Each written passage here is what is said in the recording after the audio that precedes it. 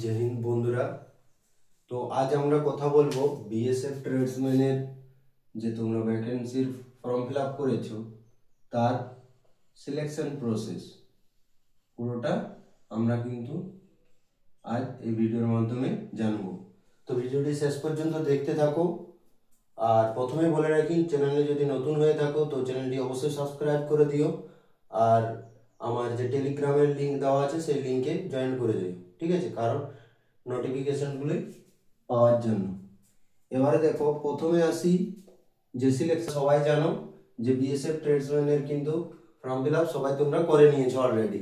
এবারে আসি যে এটা ফিজিক্যাল ডেট কবে দিবে। প্রথম কিন্তু ফিজিক্যাল হয়, তো ফিজিক্যালের যদি আসি আমরা প্রথমে পিএসটি এবং পিইটি হয়, ঠিক আছে?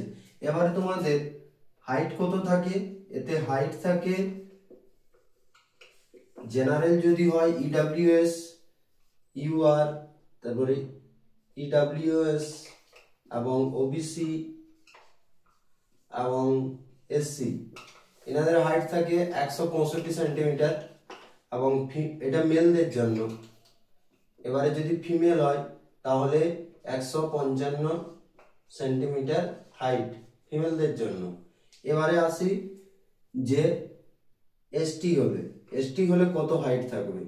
এসটি হলে হাইট থাকবে 158 সেন্টিমিটার, এবং যারা ইউটি বা তোমার হিল এলাকা থেকে পড়ছে, পাহাড়ি অঞ্চল থেকে, তাদের কিন্তু হাইট 160 সেন্টিমিটার, ঠিক আছে? তো এবারে আসি প্রথমে হাইট চেস্ট। এবারে চেস্ট নেবে 78 থেকে 82 সেন্টিমিটার। এটা কি করতে হবে না, 5 সেন্টিমিটার তোমাদেরকে ছাতি ফোলাতে হবে। এরপরে দেখো তোমাদের যে আছে প্রসেস, সেটি হলো 5 কিলোমিটার রানিং। কত রানিং আছে? 5 কিলোমিটার রানিং। টাইম কত দিচ্ছে? এটা মেলদের জন্য, এসসি এসটি ওবিসি যাই হোক না কেন 5 কিলোমিটার তাদেরকে রানিং করতে হবে। সময় দিচ্ছে দেখো 24 মিনিট। এরপরে দেখো আসি ফিমেলদের জন্য। ফিমেলদেরকে 1.6 কিলোমিটার অর্থাৎ 1600 মিটার দৌড়াতে হবে। টাইমিং কত দিচ্ছে না 8.5 মিনিট,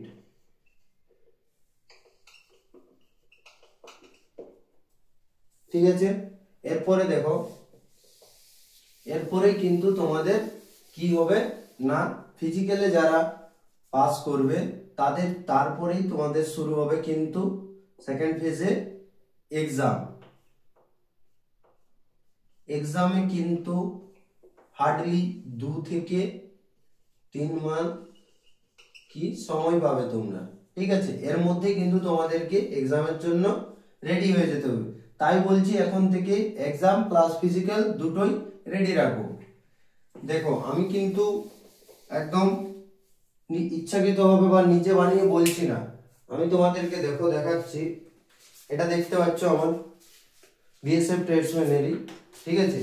এটা দেখো পিইটি, আর এটা তোমাদের এক্সামের ডেট। দেখো ডেটগুলোর ডিফারেন্স আমি তোমাদেরকে দেখিয়ে দিচ্ছি। যদি দেখো এইখানে দেখো ডেট কত আছে, 7/6/2023, এটা তোমাদের ফিজিক্যালের ডেট। আর এখানে দেখো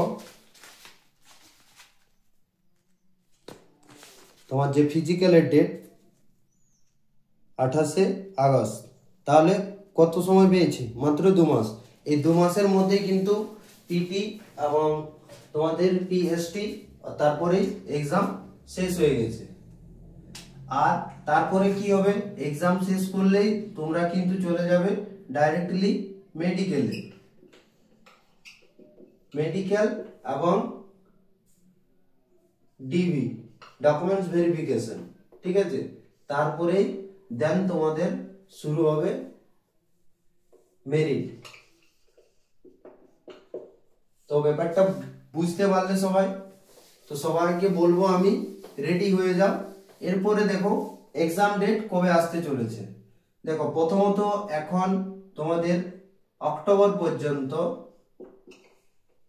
এসএসসি জিডির যে ফিজিক্যাল চলছে সেটা কিন্তু এখনো কমপ্লিট হয়নি, ঠিক আছে। এটা কমপ্লিট হতে অক্টোবর শেষ হয়ে যাবে, নভেম্বরের দিকে তোমরা কিন্তু এই বিএসএফ এর ট্রেডসম্যানের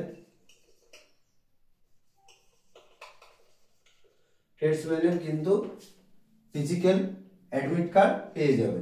তো সবাই কাছে আমার অনুরোধ যে সবাই কিন্তু তোমাদের দুটোই রেডি রাখো, ফিজিক্যাল এবং এক্সাম দুটোর জন্যই রেডি থাকো, আর সবাই ভালোভাবে প্র্যাকটিস করো, এটাই বলার ছিল আমার।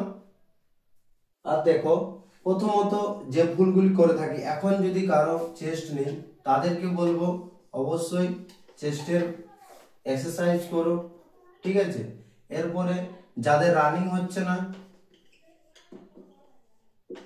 তারাও কিন্তু রানিং এর জন্য প্রিপারেশন নিয়ে নাও।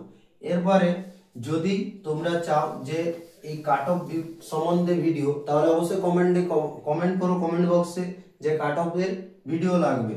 আর তোমরা যদি চাও যে কিরকম এক্সাম হয়, এক্সামের প্যাটার্ন কিরকম হয় সেটাও যদি চাও, তাহলে আমি যে এক্সাম দিয়েছিলাম সেই এক্সামের পেপার আমার কাছে আছে এখনো পিডিএফ, সেই পিডিএফটি কিন্তু তোমাদের কাছে প্রোভাইড করে দেবো, ঠিক আছে। তো অল দ্য বেস্ট সবাইকে। তো চলো নেক্সট ভিডিওয় আবার দেখা হচ্ছে, বাই।